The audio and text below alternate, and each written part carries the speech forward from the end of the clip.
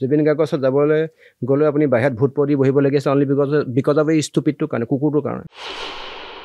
মোক টাইম দিলে ৰেকৰ্ড হেৰিয়া মানে গোটেই মানে হেৰি দিলে চুক্তি দিলে হেৰিয়া সিদ্ধাৰ্থ আহিব বুলি তেতিয়া মই যেতিয়া গম পাইছোঁ যে জুবিন দা নাই বোলে জুবিন দা আহিব নোৱাৰে ই মোক মিছাকৈ কৰিলে কথাটো ৰবি শৰ্মাক মাতি কৈছে ৰবি দা আপুনি মোক মানে উদ্ধাৰ কৰক যে এনেকুৱা জুবিন দাক মাতিছিলোঁ চিফ গেষ্ট হিচাপে চ' সিদ্ধাৰ্থই এনেকুৱাখিনি কাম কৰিলে গতিকে আপুনি আহিব লাগিব জুবিন গাৰ্গৰ ওচৰত যাবলৈ গ'লেও আপুনি বাহিৰত ভোট পৰি বহিবলগীয়া আছে অনলি বিকজ অফ এই ষ্টুপিডটোৰ কাৰণে কুকুৰটোৰ কাৰণে সিদ্ধাৰ্থই কুকুৰে কাকো লগ কৰিবলৈ নাছিলেতো নিদিয়ে ন লগ কৰিবলৈ নিদিয়ে আপোনালোক তেনেকুৱা কিবা অভিজ্ঞতা হৈছিলে নেকি সিদ্ধাৰ্থ মেনেজাৰ সিদ্ধাৰ্থ ষ্টুপিডে কি কৰিলে বা মই তেতিয়া লিটল ফ্লাৱাৰ স্কুলত চাকৰি কৰি আছিলোঁ তেতিয়া স্পৰ্টছ ডে আপোনাৰ লগতো হৈছে তেতিয়া স্পৰ্টছ ডে আছিলে স্পৰ্টছ ডে মোক হেৰিয়ে ক'লে চিষ্টাৰ তেতিয়া লিঞ্চি আছিলে তাৰ প্ৰিন্সিপাল যে তেতিয়াৰ পৰা মোৰ অলপমান এই মানুহখিনিৰ লগত ভাল চেলিব্ৰিটি যিখিনি মানুহৰ লগত ভাল যে তুমি এবাৰ স্পৰ্টছ ডে এই কাৰণে অপেনিঙৰ কাৰণে কোনোবা এজন ভাল মানুহ মাতা তেতিয়া DGP আছিলে ভাস্কৰজ্যোতি মহন্ত ছাৰ আছিলে তাৰপৰা মই ডিচাইড কৰিলোঁ যে জুবিন দাক মাতিম সেইদিনা 17 তাৰিখ আছিলে নেকি মই পাহৰি গৈছোঁ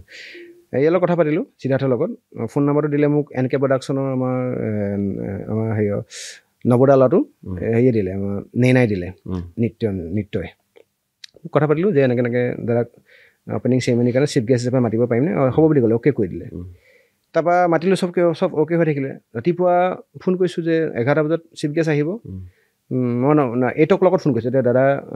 আজিতো হেৰি আহিব নহয় বোলো 11টা বজাত মিছ নকৰিব দেই পাহৰি নাযাব তেতিয়া কৈছে দাদা নাই দাদা দিল্লী নে মুম্বাই বুলি ক'লে জানো কিবা এটা ৰেকৰ্ডিং কৰিবলৈ মেনেজাৰ ক'লে সিদ্ধাৰ্থ চবে একদম সেইদিনা লিটল ফ্লাৱাৰ স্কুলৰ একদম গোটেই সেইটো কথা জানে চবে লিটল ফ্লাৱাৰ স্কুলৰ মোৰ ষ্টুডেণ্টে গম পায় চবে চব ল'ৰা এটা মানে এক্স ষ্টুডেণ্ট আহিম বুলি ৰৈ আছে যে জুবিন গাৰ্গ আহিব গোটেই একদম ৱালে চোৱালে ল'ৰা উঠি আছে হাহাকাৰ পৰিস্থিতি 2 ঘণ্টা আগত কৈছে যে মই 2 ঘণ্টা আগত গম পাইছোঁ যে জুবিন গাৰ্গ ডাঙৰীয়া নাই বোলে অসমৰ বাহিৰত আছে মোক টাইম দিলে ৰেকৰ্ড হেৰিয়া মানে গোটেই মানে হেৰি দিলে চুক্তি দিলে হেৰিয়া সিদ্ধাৰ্থ আহিব বুলি তেতিয়া মই যেতিয়া গম পাইছোঁ যে জুবিন দা নাই বোলে জুবিন দা আহিব নোৱাৰে ই মোক মিছাকৈ কৰিলে কথাটো তাৰপৰা কি কৰোঁ মই ভাবিছোঁ তেতিয়া ভাস্কৰজ্যোতি মহন্ত ছাৰক মাতোঁ নেকি হেৰি হিচাপে গেষ্ট হিচাপে কৈছোঁ জুবিন গাৰ্গ ডাঙৰীয়াৰ ক্ষেত্ৰত আকৌ ভাস্কৰজ্যোতি মহন্ত ছাৰক আনিলোঁ আকৌ তেতিয়া কি হয় বা ল'ৰা আহিব হেৰি চাবৰ কাৰণে জুবিন গাৰ্গক চাবৰ কাৰণে কথা আপুনি চিন্তা কৰি উল্টা পুল্টা হৈ গ'ল মোক এতিয়া খেলি মেলি হৈ গ'ল তাৰপৰা ভাবিছোঁ তাতে আকৌ আপোনাৰ স্পীচ ইংৰাজীত দিবহি লাগিব তাৰপৰা মই ভাবিলোঁ একদম একো মিলাব পৰা নাই কাক আনিম জুবিন গাৰ্গ ডাঙৰীয়াৰ লগত মিলাব পৰা নাই তাৰপৰা মই ভাবিছোঁ গোটেই ষ্টুডেণ্টখিনি অকণমান মোক গম পাইছিলে যে মই জাতীয়তাবাদী মনৰ মানুহ তাৰপৰা মই গোটেইখিনি ষ্টুডেণ্টক বুজাবৰ কাৰণে লগালগ ফোন কৰিলোঁ ৰবি শৰ্মাক ৰবি দা এইটো সাক্ষী হয় ৰবি শৰ্মাক মাতি কৈছে ৰবি দা আপুনি মোক মানে উদ্ধাৰ কৰক যে এনেকুৱা জুবিন দাক মাতিছিলোঁ চিফ গেষ্ট হিচাপে চ' সিদ্ধাৰ্থই এনেকুৱাখিনি কাম কৰিলে গতিকে আপুনি আহিব লাগিব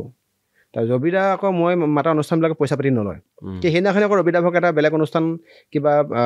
অনুষ্ঠান এটা আছিলে সেইটো অনুষ্ঠান দাদাই হেৰি কৰা নাছিলে মানে ফাইনেল কৰা নাছিলে ঠিক আছে তই তাত যদি মাত মই যাম কিন্তু মোক তই এনেকৈ তাত এটা মই পে'মেণ্টৰ লগত কথা পাতিছিলোঁ সেই মোৰ বুলি তাত বেলেগ এজন যাব মই তেতিয়া গুচি যাম তই খালি এইটো পে'মেণ্ট কৰিম মই নিজৰ পকেটৰ পইচা দি পিনে ৰবি দাক আনিছোঁ জানেনে আপুনি সেইদিনা ৰবি দা যদি নহ'লহেঁতেন গোটেই ষ্টুডেণ্টৰ লগত মোৰ আমাৰ এটা পৰিস্থিতি হৈ গ'লহেঁতেন আৰু জুবিন গাৰ্গ আহিব মানে আমাৰ নিজৰ কলেজতে পাইছিলোঁ বি বৰুৱা কলেজত জুবিন গাৰ্গ অহা মানে গোটেইখিনি আমি একেলগে বাট চাই থাকোঁ মানে জুবিন দা আহিব আমাৰ যে প্ৰাক্তন ছাত্ৰ জুবিন গাৰ্গ আৰু সেই সময়ত সেই উৎসুকতাও থাকি যায় তাৰমানে কেনেবাকৈ যদি জুবিন গাৰ্গ নাহে পিছৰ পৰিস্থিতিখিনিৰ কথা আমি চিন্তা কৰিব নোৱাৰে আপুনি কণ্ট্ৰল কৰিব নোৱাৰে